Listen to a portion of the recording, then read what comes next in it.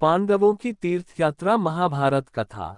दुखी होकर उन्हीं के विषय में बातें कर रहे थे कि वहां पर लोमश ऋषि पधारे। धर्मराज युधिष्ठिर ने उनका यथोचित आदर सत्कार करके उच्चासन प्रदान किया। लोमश ऋषि बोले, हे पांडवगण, आप लोग अर्जुन की चिंता छोड़ दीजिए। मैं अभी देवराज इंद्र की नगरी अमरावती से आ रहा हूँ। अर्जुन वहां पर सुखपूर्वक निवास कर रहे हैं। उन्होंने भगवान शिव एवं अन्य देवताओं की कृपा से दिव्य तथा अलौकिक अस्त्र शस्त्र तथा चित्रसेन से नृत्य संगीत कला की शिक्षा भी प्राप्त कर लिया है। वे अब निवात और कवच नामक असुरों का वध करके ही यहाँ आएंगे। देवराज इंद्र ने आपके लिए ये संदेश भेजा है कि आप पांडवगण अब तीर्थ यात्रा करके अपने आत्मबल में वृद्धि करें। देवराज इंद्र के दिए गए संदेश के अनुसार युधिष्ठिर अपने भाइयों पुरोहित धौम्य, लोमश ऋषि आदि को साथ लेकर तीर्थ यात्रा के लिए चल पड़े। वे लोग नैमिषारण्य, कन्या तीर्थ, अश्व तीर्थ, गौ तीर्थ आदि में दर्शन स्नान आदि करते हुए अगस्त्य ऋषि के आश्रम आ पहुंचे। लोमश ऋषि ने उस आश्रम की प्रशंसा करते हुए बताया, हे धर्मराज, यह अगस्त्य मुनि एवं उनकी धर्मात्मा पत्नी लोपामुद्रा की पवित्र तपस्थली है। एक बार अगस्त्य मुनि यहाँ घूमते हुए पहुंचे तो उन्होंने एक गड्ढे में अपने पूर्वजों को उल्टे लटकते देखा। अगस्त्य मुनि के द्वारा उनके इस प्रकार से लटकने का कारण पूछने पर पूर्वजों ने बताया कि हे पुत्र, तुम्हारे निसंतान होने के कारण हमें यह नरक कुंड मिला है। इसलिए शीघ्र अपना विवाह कर पुत्र उत्पन्न करो, जिससे हमारा उद्धार हो। पितृगणों की बात से दुखी होकर अगस्त्य एक सुयोग्य पत्नी की खोज में निकले और विदर्भ देश की राजकुमारी लोपामुद्रा से विवाह कर लिया। जब अगस्त्य मुनि ने लोपामुद्रा के सौंदर्य पर मुग्ध होकर पुत्रोत्पत्ति की अभिलाषा से उसे अपने पास आने के लिए कहा तो लोपामुद्रा बोली कि हे स्वामी, मैं राजकुमारी हूँ, इसलिए आपका मेरे साथ समागम भी राजोचित ढंग से होना चाहिए। पहले आप धन की व्यवस्था करके मेरे और स्वयं के लिए सुंदर वस्त्र तथा स्वर्णाभूषण लेकर आइए। अपनी पत्नी की वाणी से प्रभावित होकर अगस्त्य मुनि धन मांगने के लिए राजा श्रुतर्वा, वृघनश्व तथा इक्ष्वाकु वंशी त्रसदृश्यु के पास गए, किंतु सभी राजाओं का कोष खाली होने के कारण उन राजाओं क्षमा प्रार्थना करते हुए ने अगस्त्य मुनि को धन देने में असमर्थता प्रकट कर दिया। निराश होकर अगस्त्य मुनि इलवल नामक दैत्य के पास पहुंचे। इलवल दैत्य ने प्रसन्नता के साथ उन्हें मुंहमांगा धन प्रदान कर दिया। धन प्राप्त करके अगस्त्य मुनि ने अपनी पत्नी की इच्छा पूर्ति की और दृश्यु नामक पुत्र उत्पन्न किया। कालांतर में ये तीर्थस्थान अगस्त्याश्रम के नाम से प्रसिद्ध हुआ। इसी तीर्थस्थान में स्नान करके परशुराम ने अपना तेज पुनः प्राप्त किया था। इसलिए हे युधिष्ठिर, यहाँ स्नान करके आप दुर्योधन के द्वारा छीने गए अपने तेज को पुनः प्राप्त कीजिए।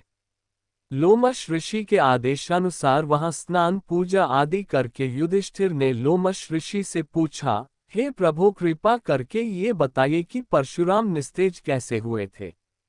लोमश ऋषि ने उत्तर दिया, धर्मराज दशरथनंदन श्री राम जब शिव जी के धनुष को तोड़कर सीता जी से विवाह कर अपने पिता, भाइयों, बारातीगण आदि के साथ अयोध्या लौट रहे थे तो एक बड़े जोरों की आंधी आई, जिससे वृक्ष पृथ्वी पर गिरने लगे। तभी राजा दशरथ की दृष्टि भरी गोकुल के परशुराम पर पड़ी। उनकी वेशभूषा बड़ी भयंकर थी। तेजस्वी मुख पर बड़ी बड़ी जटाएं बिखरी हुई थीं, नेत्रों में क्रोध की लालिमा थी। कंधे पर कठोर फरसा और हाथों में धनुष बाण थे। ऋषियों ने आगे बढ़कर उनका स्वागत किया और इस स्वागत को स्वीकार करके वे श्री रामचंद्र से बोले, दशरथ नंदन राम, हमें ज्ञात हुआ है कि तुम बड़े पराक्रमी हो और तुमने शिव जी के धनुष को तोड़ डाला है और उसे तोड़कर तुमने अपूर्व ख्याति प्राप्त की है। मैं तुम्हारे लिए एक अच्छा धनुष लाया हूँ। ये धनुष साधारण नहीं है, जमदग्नि कुमार परशुराम का है। इस पर बाण चढ़ाकर तुम अपने शौर्य का परिचय दो। तुम्हारे बल और शौर्य को देखकर मैं तुमसे द्वंद्व युद्ध करूंगा। परशुराम की बात सुनकर राजा दशरथ विनीत स्वर में बोले, भगवान, आप वेदविद स्वाध्याय ब्राह्मण हैं। क्षत्रियों का विनाश करके आप बहुत पहले ही अपने क्रोध का शमन कर चुके हैं। इसलिए हे ऋषिराज आप इन बालकों को अभयदान दीजिए। किंतु परशुराम जी ने दशरथ की अनुनय विनय पर कोई ध्यान न देते हुए राम से कहा, राम संभवतः तुम्हें ज्ञात नहीं होगा कि संसार में केवल 2 ही धनुष सर्वश्रेष्ठ माने जाते हैं। सारा संसार उनका सम्मान करता है। विश्वकर्मा ने उन्हें स्वयं अपने हाथों से बनाया था। उनमें से पिनाक नामक एक धनुष को देवताओं ने भगवान शिव को दिया था। इसी धनुष से भगवान शिव ने त्रिपुरासुर का वध किया था। तुमने उसी धनुष को तोड़ डाला है। दूसरा दिव्य धनुष मेरे हाथ में है। इसे देवताओं ने भगवान विष्णु को दिया था। ये भी पिनाक की भांति ही शक्तिशाली है। विष्णु ने भृगुवंशी ऋचिक मुनि को धरोहर के रूप में वह धनुष दे दिया। वंशानुवंश रूप से यह धनुष मुझे प्राप्त हुआ है। अब तुम एक क्षत्रिय के नाते इस धनुष को लेकर इस पर बाण चढ़ाओ और सफल होने पर मेरे साथ द्वंद्व युद्ध करो। परशुराम के द्वारा बार बार ललकारे जाने पर रामचंद्र बोले, हे भार्गव, मैं ब्राह्मण समझकर आपके सामने विशेष बोल नहीं रहा हूं, किंतु आप मेरी इस विनशीलता को पराक्रमहीनता एवं कायरता समझकर मेरा तिरस्कार कर रहे हैं। लाइए, धनुष बाण मुझे दीजिए। ये कहकर उन्होंने झपकते हुए परशुराम के हाथ से धनुष बाण ले लिए। फिर धनुष पर बाण चढ़ाकर बोले, हे भृगुनंदन, ब्राह्मण होने के कारण आप मेरे पूज्य हैं, इसलिए इस बाण को मैं आपके ऊपर नहीं छोड़ सकता। परंतु धनुष पर चढ़ने के बाद ये बाण कभी निष्फल नहीं जाता। इसका कहीं न कहीं उपयोग करना ही पड़ता है। इसलिए इस बाण के द्वारा आपकी सर्वत्र शीघ्रतापूर्वक आने जाने की शक्ति को नष्ट किए देता हूं। श्री राम की यह बात सुनकर शक्तिहीन से हुए परशुराम जी विनयपूर्वक कहने लगे, बाण छोड़ने से पूर्व मेरी एक बात सुन लीजिए।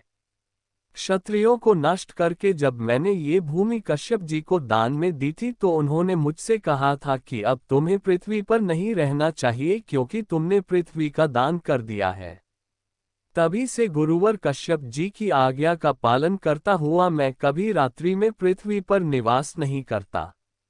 अतः हे राम, कृपा करके मेरी गमन शक्ति को नष्ट मत करो। मैं मन के समान गति से महेंद्र पर्वत पर चला जाऊंगा। चूंकि इस बाण का प्रयोग निष्फल नहीं जाता, इसलिए आप उन अनुपम लोकों को नष्ट कर दें जिन पर मैंने अपनी तपस्या से विजय प्राप्त की है। आपने जिस सरलता से इस धनुष पर बाण चढ़ा दिया है, उससे मुझे विश्वास हो गया है कि आप मधु राक्षस का वध करने वाले साक्षात विष्णु हैं। परशुराम की प्रार्थना को स्वीकार करके राम ने बाण छोड़कर उनके द्वारा तपस्या के बल पर अर्जित किए गए समस्त पुण्यलोकों को नष्ट कर दिया और इससे परशुराम जी निस्तेज हो गए। फिर परशुराम जी तपस्या करने के लिए महेंद्र पर्वत पर चले गए। वहां उपस्थित सभी ऋषि मुनियों सहित राजा दशरथ ने रामचंद्र की भूरी भूरी प्रशंसा की। इसी भगवान की वीडियो देखने के लिए सब्सक्राइब करें चैनल को और बेल आइकॉन दबाएं।